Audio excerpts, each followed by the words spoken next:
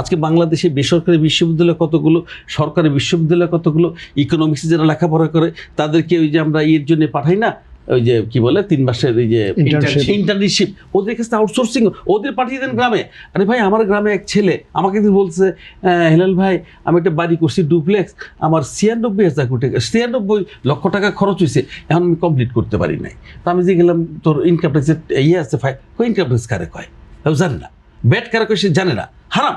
এই যে বিষয়গুলো, আপনি ওখানে যাচ্ছেন না, আপনি শহরে বসে থাকছেন, আপনার পোস্টিং যদি আপনি এখন নরসিংদীতে দেয় অথবা নীলফামারীতে দেয়, আপনি সেখানে যাবেন না, পেঁয়াজ গুস মাইরে ঢাকা থাকার চেষ্টা করবেন। ঠিক আছে, আপনি যায়েন না, আপনি আউটসোর্সিংটা অন্তত করেন। আমার ওই রকম সক্ষমতা কিন্তু তৈরি হয় না।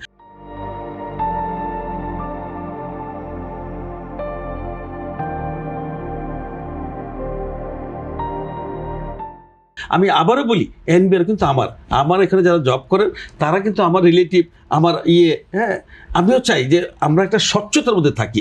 আমি বিশ্বাস করি এই বাজেট আবার প্রথম একটা বিষয়, আমি যেরকম আজকে প্রধানমন্ত্রীকে দেখছি না, একদম সাদা মাটা একটা পোশাক পরে একটা হেঁটে যাচ্ছেন, দেখলে মনে হয় যে প্রধানমন্ত্রী যাচ্ছেন, মনে হবে না, তার সঙ্গে কোনো লোকজনও নাই, অকিটকিও নাই।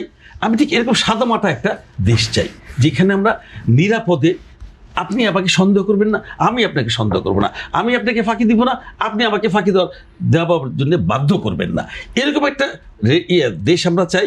যদি আমি ফাঁকি দিই, আমার বিরুদ্ধে ব্যবস্থা গ্রহণ করেন।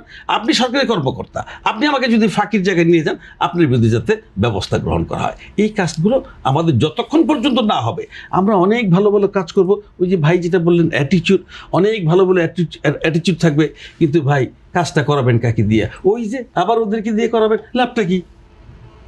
আবার তো ওই যে আব্দুল্লাহর বাপ, তো লাভটা হবে না কিছুই। অতএব আমাকে আগে এই জায়গাগুলো ঠিক করতে হবে, মানুষগুলোকে আগে ঠিক করতে হবে।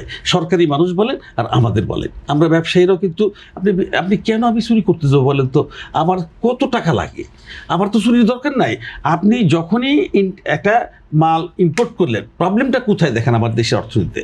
আমরা আমদানি নির্ভর একটা দেশ, আমরা আমদানি করব, আমরা সবসময় চাইবো যারা আমদানিকারক তারা সবসময় চাইবে যে আমদানি জিনিসটা ট্যাক্সটা কম থাকুক।